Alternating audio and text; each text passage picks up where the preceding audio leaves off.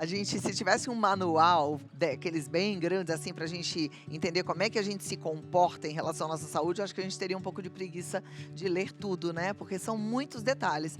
Aí os médicos vão, estudam tudo para cuidar da gente. E aqui a gente vai aprendendo com eles. Então, vamos lá. De acordo com a Sociedade Brasileira de Diabetes, mais de 13 milhões de brasileiros vivem com a doença, o que representa 6,9% da população. O diabetes pode se desenvolver de forma silenciosa e, quando não tratado adequadamente, pode causar complicações graves, gente. E diante disso surge a questão: como prevenir a doença? E para quem já convive com ela, quais são os cuidados essenciais? Quem vai nos ajudar nesse aspecto, nos explicando, esclarecendo as dúvidas, é a endocrinologista doutora Aline Borges. Seja bem-vinda, uma alegria te receber. Obrigada. Obrigada pelo seu tempo, que é sempre muito Eu que precioso o agradeço. tempo do médico, né, aqui com a gente. Vamos sentar aqui, doutora, eu vou sentar no sofá aqui ao seu lado, para a gente falar um pouquinho sobre diabetes. Que número que assusta, né? 13 milhões de brasileiros com diabetes. Exatamente, aproximadamente 10% da população hoje. Uau, não é pouco, é muita gente. E muitos têm o diagnóstico e fazem o controle. Agora, tem muitos que não têm o diagnóstico também, que nem entra aí nessa estimativa e que não faz controle, né? A estimativa hoje é que 1 a cada 3 pacientes ainda não sabe que tem a doença, porque muitas vezes as pessoas não apresentam sintomas muito exuberantes. São coisas que podem passar muito desapercebido. Cansaço, visão turva, então a pessoa deixa para diagnosticar às vezes muito tarde. Tá. Agora, é importante que a gente também faça aqui um alerta desses exames periódicos, desse check-up necessário, né? E para você detectar uma doença como diabetes, não é complicado, é um exame simples até. Exatamente, o rastreio é que vai fazer o diagnóstico precoce e prevenir as complicações do diabetes. Então, aqueles pacientes que têm acima de 35 anos devem fazer uma dosagem no exame de sangue, normal, né? Aquele que a gente faz de rotina. E quem tem abaixo de 35 anos vai precisar estar atento aos fatores de risco. Então, se a pessoa tem abaixo de 35 anos, mas tem sobrepeso ou obesidade, se ela tem uma história na família de um parente, né, pai, mãe, irmão com diabetes, se ela está sedentária, sem fazer atividade física, tudo isso vai somando para ela ter pontos para fazer o exame e fazer o diagnóstico precoce. Existem tipos diferentes de diabetes, Sim. tipo 1 e tipo 2. Tem o tipo 1 e o tipo 2, e o tipo 2 é o mais prevalente, mas a gente ainda tem o diabetes na gestante, né, que é o diabetes gestacional, e outros tipos menos frequentes. Tá. O tipo 2 é o mais prevalente, você disse? Sim. O tipo 1 é o que a pessoa nasce, é congênito, é isso? Ou não? Não, ele necessariamente? surge na infância, Tá. né, ou na adolescência, na maioria das vezes, tá? E esse tipo, ele tem uma característica que ele precisa de insulina praticamente desde o seu diagnóstico. Então, são pessoas que abrem o quadro de diabetes e precisam ficar internadas, precisam iniciar com tratamento com insulina, bem diferente do tipo 2, que surge geralmente depois dos 40, 45 anos e está associado principalmente ao desenvolvimento de obesidade. Agora, para descobrir o diabetes do tipo 1, eu acho que a pessoa acaba buscando, né, assim, fazendo esse rastreio, porque aparecem alguns sintomas, ou não? Sim, o diabetes tipo 1, ele geralmente surge na infância e na adolescência como? O paciente ele começa a perder peso muito rápido, de maneira inexplicada, ele desidrata, então ele bebe muita água, mas ele também urina muito, então ele fica realmente desidratado e ele sente uma falta de energia muito grande, porque o açúcar que deveria estar dando a energia para as células, ele está sobrando no sangue. Então é um quadro assim de dias ou semanas até ele precisar ser internado e fazer então esse diagnóstico. Perfeito. Só para a gente tentar entender, antes de eu chegar no diabetes do tipo 2, que é o mais frequente, né? E após os 40 anos, eu imagino que temos alguns telespectadores hoje convivendo com diabetes. O que é o diabetes? Por que a gente fala assim, esse é insulina dependente, esse não? O que é o diabetes? O que é insulina? Como é que isso funciona? Eu costumo explicar nas consultas assim, o diabetes ele surge como um resultado de açúcar alto no sangue. E aí pode ter, como a gente falou, várias causas, né? Mas levando em consideração esse mais prevalente, ele vai surgir ao longo de vários anos. Então, antes dele se tornar diabético, ele vai tendo um aumento da insulina, daquela resistência à insulina. Então, você imagina que você tem Tá sobrando assim muita glicose no sangue, muito açúcar, mas ela não consegue estar entrando na célula através. Porque quem vai quebrar esse açúcar para que entre na célula é a insulina? Ele transporta, a insulina vai entrar dentro da célula. Tá, então, por exemplo, a pessoa come muito, aí faz aquele índice alto ali de açúcar. Aí a insulina que vai transportar esse açúcar para a célula, é isso? A insulina vai entrar dentro da célula através de um transportador. Mas você imagina que ao longo de anos, esse paciente, que geralmente ele tem alguns fatores, ele não pratica atividade física regular, ele está acima do peso, ele já tem uma predisposição genética. E aí o que acontece? Ele começa a produzir mais insulina para tentar compensar a glicose que não está entrando. O organismo está sinalizando, olha, eu estou precisando de energia e eu não estou conseguindo obter. Vamos produzir mais insulina? Só que você produz uma insulina que não funciona adequadamente. Então é como você ter um molho de chaves que não entra na fechadura. Você tenta abrir uma, tenta abrir outra, não consegue. E aí você fica o quê? Com resistência à insulina. E isso é muito importante porque esse paciente pode apresentar alguns sintomas e sinais, como por exemplo aquela mancha escurecida ao redor do pescoço, né? Que a gente chama de acantose. É um sinal de que você tem muita insulina que está sobrando. Já é um sinal que vem antes até muito desse rastreio? Exatamente. Tá. E quando a gente pensa em diabetes do tipo 1, a questão é a mesma ou não? Já é outra forma de funcionamento? O diabetes tipo 1, ele surge pela falta de produção de insulina pelo nosso pâncreas, que a gente não tem ainda uma causa muito bem definida, pode estar associado a alguma infecção, mas é autoimune. Então, o próprio pâncreas do paciente, ele não produz a quantidade de insulina que precisa, e aí, sem insulina, rapidamente a pessoa fica com diabetes e esse açúcar muito alto e todos esses sintomas. Acho que deu pra gente entender melhor, né, o que é o diabetes. Agora, é claro que a gente vai entender como é que você lida com essa doença, porque para mim é o mais importante. Porque, assim, é bom que as pessoas que já têm o diagnóstico provavelmente já passaram no médico, né? Mas algumas que estão achando que tem, mas não tem certeza, já vão procurar o diagnóstico. E sabendo que tem diabetes, o que a gente tem que fazer? Então, sabendo que tem diabetes, a gente precisa ter uma orientação alimentar, a gente precisa ter uma orientação de estilo de vida, né? E dependendo do grau de diabetes que você tem, que a gente vai ver pelo exame de sangue, na sua glicose de jejum e na hemoglobina glicada, você vai ter uma orientação se só o estilo de vida é capaz de reverter esse diabetes e entrar em remissão, ou se a gente precisa também de associação de medicamentos. Muitas vezes precisa? Na maioria das vezes precisa, porque esses medicamentos hoje, eles vão ter um papel na evolução da doença. Então, a gente traz benefícios e não só o controle do diabetes. Perfeito. Então, daqui a pouquinho eu vou voltar para a gente falar mais sobre esse assunto, entender um pouco o papel desses medicamentos e responder a sua dúvida. Você tem alguma dúvida, você quer contar um pouco da sua história, fica à vontade. Vida Melhor Oficial, a gente volta para esse bate-papo. Combinado? Obrigada. Obesidade é um fator que pode causar diabetes lá na frente. Sem dúvida.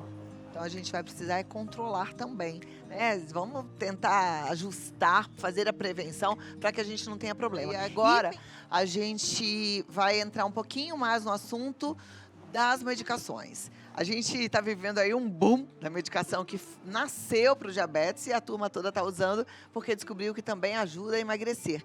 Mas, para o tratamento do diabetes, ela é tão eficiente também? Também. O que acontece é que a gente tem, ela embula numa dosagem para quem tem diabetes e para a obesidade a gente tem os estudos que dão segurança de que doses maiores têm benefício. Então, por isso que são nomes comerciais separados. Perfeito, porque a medicina vai evoluindo, né? E antigamente, o que era, ainda é, mas que era tão preocupante, hoje, e principalmente, não estou falando só de diabetes, em relação a todas as doenças, a gente já vê prognósticos muito bons por conta da evolução, né? Da evolução, inclusive, da indústria farmacêutica. Para o diabetes é a mesma coisa. Antigamente a gente só tinha a melhora do controle do diabetes para diminuir os nossos problemas cardiovasculares, né? Então, risco de infarto, de AVC, e das complicações do diabetes em si, microvasculares, que é neuropatia, retinopatia e nefropatia. Agora, essas novas medicações, além de terem o controle do diabetes, elas também mostram superioridade no risco cardiovascular. Então, elas realmente reduzem a mortalidade. E isso é fantástico. Que bom, porque esse é o maior problema, o maior medo das pessoas, né? Agora, o diabetes ainda representa outras preocupações. E se não tratado, ele pode causar comorbidades sérias, né? Às vezes eu percebo que o paciente demora muito com um controle glicêmico muito ruim.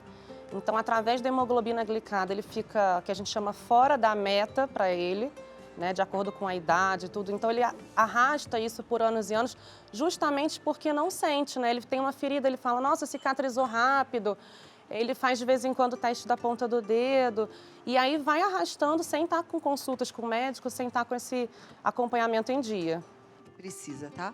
Vou pedir para a produção já liberar aqui no nosso vídeo wall as perguntas. Eu amo esse momento porque é como se você estivesse, de fato, numa consulta médica e eu sei que às vezes você não consegue um especialista, tem alguma coisa te incomodando aí que você precisa perguntar. Aproveite. Aliás, avisa para os amigos. Lá no Vida Melhor, gente, todo dia tem um especialista, todo dia você tem a chance de participar do programa com a sua pergunta e é só enviar a pergunta através do nosso Instagram, Vida Melhor Oficial, tá bom? A Érica Pires diz assim, hemoglobina glicada de 5,7, glicemia de 116,9, já tem que entrar com medicamento ou só melhorar a alimentação? Aí vai depender da idade dela e de outros fatores de risco, né? Eu não sei se a Érica é gestante, se ela está tentando engravidar, o contexto total, mas sem dúvida nenhuma perder 5% do peso com a mudança do estilo de vida já melhora os níveis de diabetes ou pré-diabetes, que é o caso dela. 5% do peso, estou pensando numa pessoa que tem aí 70 quilos, vai perder 3,5 quilos. Não é tão difícil assim, mas precisa ter orientação.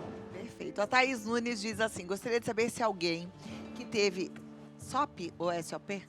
SOP, é ovário policístico. Ovário policístico, mas que perdeu peso e mudou a alimentação, tem risco de ter diabetes mesmo gostando de um docinho de vez em quando? Tem risco, porque quem tem ovário policístico, mesmo que esteja bem controlado, ainda tem mecanismos da própria doença do ovário policístico que contribuem para a resistência à insulina.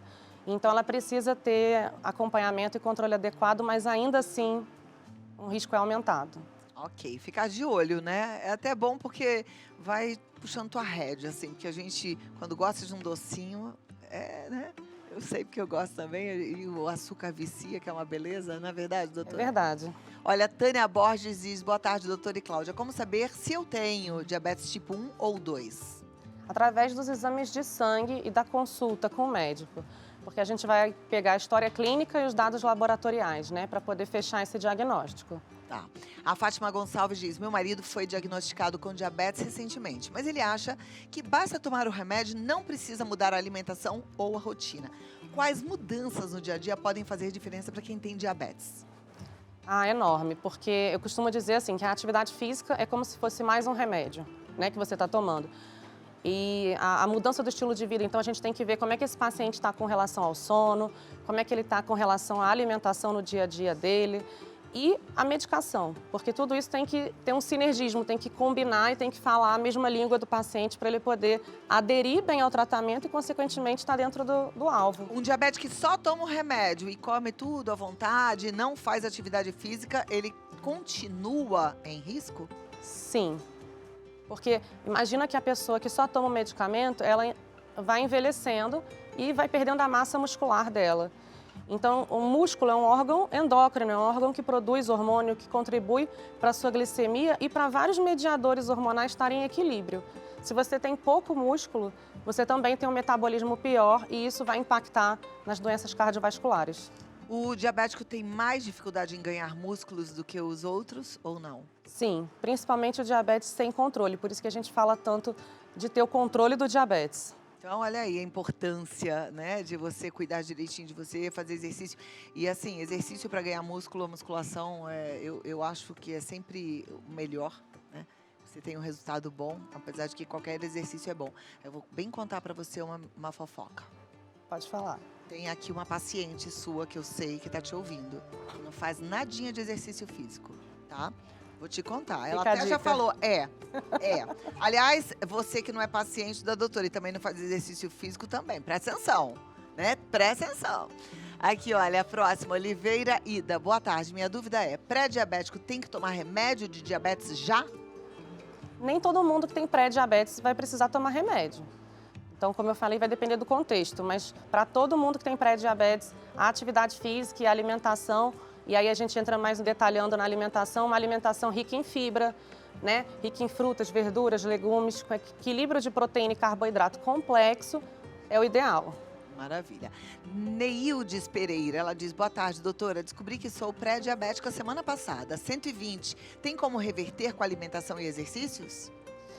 Uma glicemia só de 120 não faz diagnóstico de diabetes nem de pré-diabetes, né? Essa pessoa tem o que a gente chama de uma glicemia de jejum alterada. A gente vai precisar acompanhar.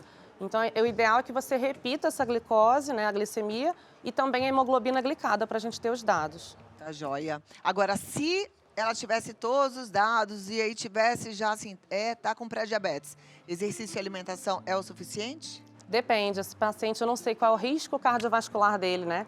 Eu não sei se ele já teve um Doppler de carótida com placa, se ele já teve um exame do coração mostrando insuficiência cardíaca.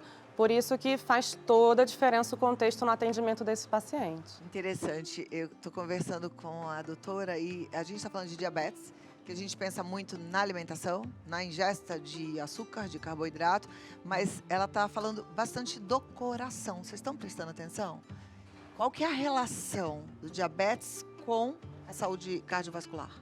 Tem relação direta, porque da mesma forma que a gente tem, quando tem uma pressão alta, a gente vai se preocupar em tratar a pressão e o colesterol a mesma coisa, o diabetes também. Então você tem ali fatores que todos eles, independentes ou juntos, contribuem para ter esses problemas cardiovasculares que são a principal causa de mortalidade hoje no Brasil e no mundo.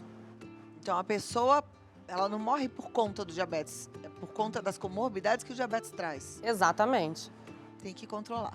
Próxima, Silvia Martim. Quais são os primeiros sintomas do diabetes? Qual o mal-estar? Então, se for um diabetes que abra com uma glicose já muito alta, ele pode ter, como eu falei, perda de peso, sinais de desidratação. Mas se for aquela glicose que está ali perto de 200, que já é diabetes, mas que a pessoa não sabe, ela pode não apresentar sintoma nenhum. Ou ter um cansaço, uma indisposição, visão turva. E aí você imagina, pode atribuir uma catarata, né? Acorda às vezes para fazer xixi mais vezes, aí acha que é a hiperplasia da próstata. Então, não dá um sinal claro. Por isso que tem que ter o rastreio. Olha, eu gosto muito de fazer academia, mas gostaria de saber os cuidados que devo ter com isso, sendo diabética. Olha, você deve ter cuidado de não ir fazer atividade física com a glicose muito baixa, principalmente em quem usa insulina, ou com ela fora da meta e muito alta. Então, significa que tem que se alimentar antes do exercício? Depende. Se você faz uso de insulina, você precisa estar verificando, através da ponta de dedo ou do sensor, como é que está a sua glicose.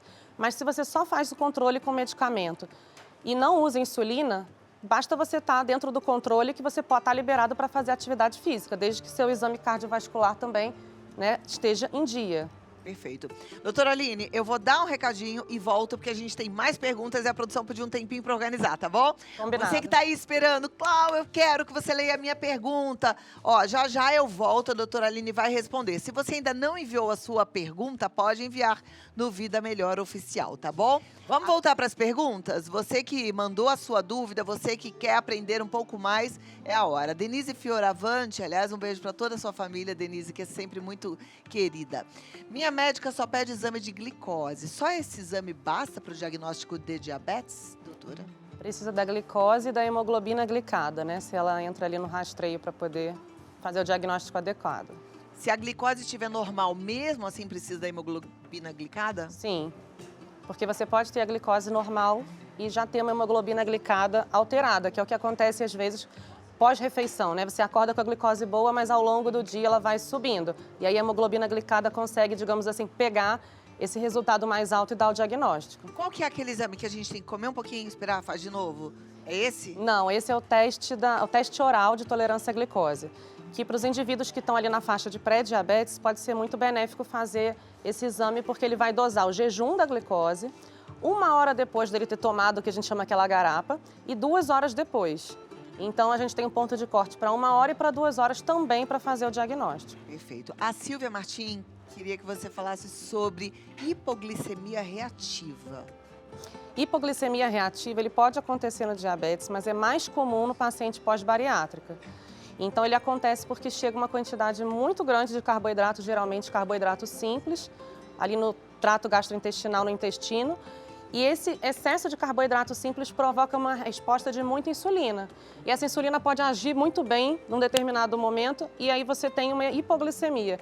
Então você absorveu tudo e não teve uma absorção gradual. E aí tem também estratégias, tanto comportamentais como medicamentosas, para poder ajudar esses pacientes. Joia. A Flávia Sotopietra, por qual motivo alguns pacientes com diabetes têm membros amputados? Isso acontece com todos os tipos de diabetes? Hoje a gente vê menos frequente amputação, mas ainda assim a gente vê. E isso acontece por uma complicação microvascular. Então, o sangue ele precisa fluir e chegar em todas as partes do nosso corpo. Imagina que os vasos lá da ponta do dedo das mãos e dos pés são muito fininhos, são capilares muito tênues, que a gente chama. E aí a glicose não chega lá adequadamente, isso causa um infarto daquela região, né? E aí vai ficando escuro, vai ficando necrótico, né? Até que precisa realmente de uma amputação. Mas isso leva anos para acontecer, anos para ter complicação microvascular. Por isso que a gente insiste tanto. Depois que tem uma complicação, é muito mais difícil fazer o caminho contrário, né? Reverter. É por isso que alguns diabéticos compram sapatos especiais? Falam tanto do pé do diabético? A gente tem que ter um cuidado especial com os pés, tanto por essa questão, como também pela neuropatia, porque como atinge também os nervos que estão lá no final dos pés e das mãos, esse pé ele pode ir sofrendo deformidade ao longo dos anos. Então a parte óssea dele fica comprometida e a sensibilidade. E isso pode predispor à formação de calos e úlceras. Então tem que ter um cuidado especial com o pé diabético, principalmente nos pacientes que têm mais de 10, 15 anos de doença. Mesmo que controlada? Mesmo que controlado, mas principalmente naqueles que passaram anos sem controle adequado. Jana Cardoso, ela diz: boa tarde, minha mãe há alguns anos atrás teve um aumento na diabetes devido ao susto, onde a enfermeira comentou que podia ter câncer e falaram que foi diabetes emocional. É isso mesmo? Nunca mais deixou de tomar os remédios. Existe diabetes emocional? Não existe essa terminologia do diabetes emocional, mas a gente sabe que pode ter um fator emocional envolvido, né? Então, excesso de emoção, seja ela boa ou ruim, vai alterar a parte hormonal e, consequentemente, a gente altera a nossa glicemia. Mas não é um diabetes emocional propriamente dito, mas a gente pode ter sofrido, às vezes, um assalto, um trauma, uma separação, e isso contribuir para o surgimento do diabetes. Aí seria um diabetes do tipo 1? Não, do tipo 2. Do tipo 2, aí eu achava que o do tipo 2 estava sempre associado a maus hábitos, alimentação. O tipo 2 é um conjunto de coisas, sabe? Imagina que a gente tem um iceberg ali dentro da água. E a gente só vai ver o diabetes na hora que ele estiver fora da água. Então a gente vai ter um conjunto de coisas. Mas não existe diabetes emocional. O que acontece é que você, passando por um trauma, às vezes você até busca a saúde por causa disso, né? Você procura um médico para poder te ajudar com a parte emocional e acaba também fazendo o diagnóstico do diabetes. Você falou ainda há pouco que o diabetes do tipo 1 é autoimune, né? Autoimune. E algumas doenças autoimunes, elas também vêm após um trauma, né? Pode, mas aí a gente não tem nada definido na literatura que certifique isso. A gente tem alguns vírus, né, como Epstein-Barr, para algumas doenças autoimunes, uma gastroenterite, mas não tem nada definido. A autoimunidade hoje ela ainda é um grande enigma na medicina. Ok. A Nazaré Rufino está perguntando como posso prevenir a diabetes e tratar meu irmão. E como tratar meu irmão? Tem alguma receita para baixar? Existe essa coisa de medicamento natural, de chá, de folha, de fruta? Então, a prevenção do diabetes ela precisa começar desde a infância, né? Na verdade, desde a vida intraútero, com os cuidados que essa mãe vai ter durante a gestação e ao longo da nossa vida toda, né? Então, é aquela coisa de preservar a qualidade de vida no máximo que der dentro do seu contexto, da sua realidade. Mas a preocupação com uma alimentação saudável, né? Principalmente como base a dieta mediterrânea, a atividade física, evitar, claro, o tabagismo, né? Controle de álcool também, o sono, que é extremamente importante, tem uma relação também com a obesidade. E, claro, o sobrepeso e a obesidade, né? Você falou da mãe, né? Que já cuida lá, faz a prevenção desde o útero. As mães que amamentam e comem muito errado, exageram no doce, estão de alguma forma passando isso através do leite ou não? Desde a vida intraútero, antes de nascer. Na amamentação também. Também. Ó, Obrigada, Nazaré, pela sua pergunta. Vamos para a próxima pergunta. A gente está aprendendo bastante aqui hoje sobre diabetes. Maria Costa, uma pessoa com hemoglobina glicada de 6,5 e a glicose em jejum de 91, ela já é diabética? Tem como reverter essa situação? A gente precisa de 2 exames alterados para fazer o diagnóstico. Então, se a gente repetir esse exame e vier outra glicada de 6,5, a gente fecha o diagnóstico. Ou se a gente tiver uma glicose de jejum de 126 ou mais e uma glicada de 6,5. E aí, tem como reverter essa situação?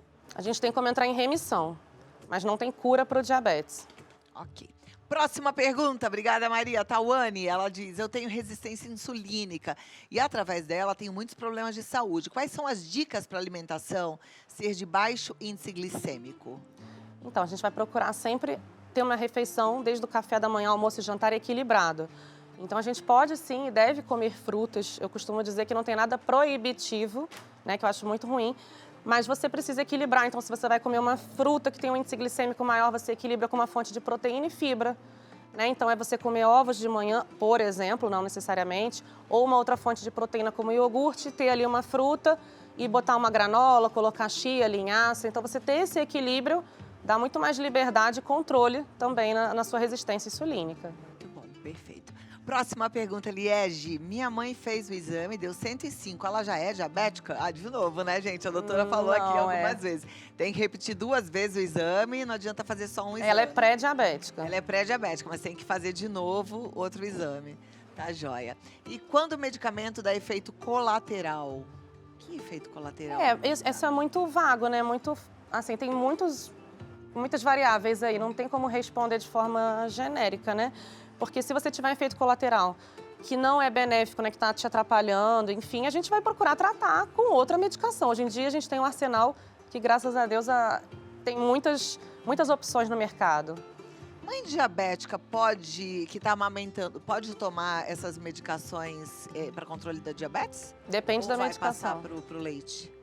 Passa no leite, mas tem medicações que são aprovadas, tanto da parte da insulina como medicações orais, mas não são todos. E essas canetinhas de emagrecimento para mãe que quer voltar ao peso, ela pode usar ou não? Se ela não estiver amamentando, pode, mas durante a amamentação, não. Não pode. Até porque eu também acho que vai parar a produção do leite, vai diminuir, né? Porque a pessoa começa a comer pouquíssimo, né? A restrição calórica vai impactar na produção dela, sem dúvida, mas é mais pela segurança do bebê. Ok. Sandra Apestraça, boa tarde. Para evitar picos de glicose, como devo iniciar as refeições? Iniciar, a gente sabe que tem alguns trabalhos hoje mostrando que a gente começa pela proteína, para garantir o aporte de proteína. Depois para a parte das fibras, então ali saladas, verduras e legumes e deixar o carboidrato para o final. Isso já tem um impacto diferente do que você começar de forma aleatória, né? De repente começar pelo carboidrato, terminar com a salada e depois a proteína. A gente aqui no Brasil tem o hábito de começar pela salada, né? E aí come a salada e tal, depois que a gente vai para o nosso prato principal. Mas então a ideia é começar com a proteína. Isso ajuda a reduzir o pico de glicose depois da refeição. Olha que interessante. No café da manhã é mais fácil. Eu faço exatamente assim. Eu como primeiro meus ovos e depois que eu comer um mamãozinho que eu ponho chia, ponho psyllium. Aí eu sempre coloco uma fibra lá. Cada dia é de um jeito. Mas no almoço fica um pouco mais difícil, né? Porque às vezes a gente quer começar com a salada pelo nosso hábito. Mas também não é uma escolha ruim. Se você começar pela salada, depois você for para a proteína e deixar o carboidrato para o final. Perfeito. Sou pré-diabética porque descobri há tempo, mas nunca curti doces. Descobri essa doença ser parte de pai da família. Continuo cortando o açúcar pelo resto da vida ou tem como me curar? Então, não tem cura para o diabetes. Ela é pré-diabética ainda.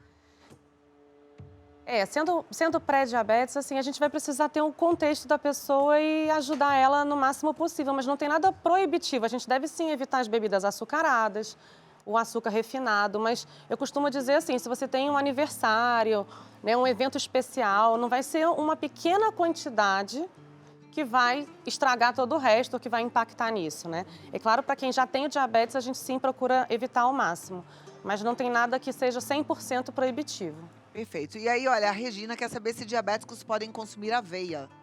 Podem e devem, porque é uma fibra super acessível e ajuda a reduzir o índice glicêmico e isso traz benefícios, sim. Perfeito. Doutora, mais alguma coisa que a gente não falou que seja muito importante? Olha, eu acho que prevenir a obesidade e quando tem já sobrepeso e obesidade, tratar de forma séria, tratar com ajuda.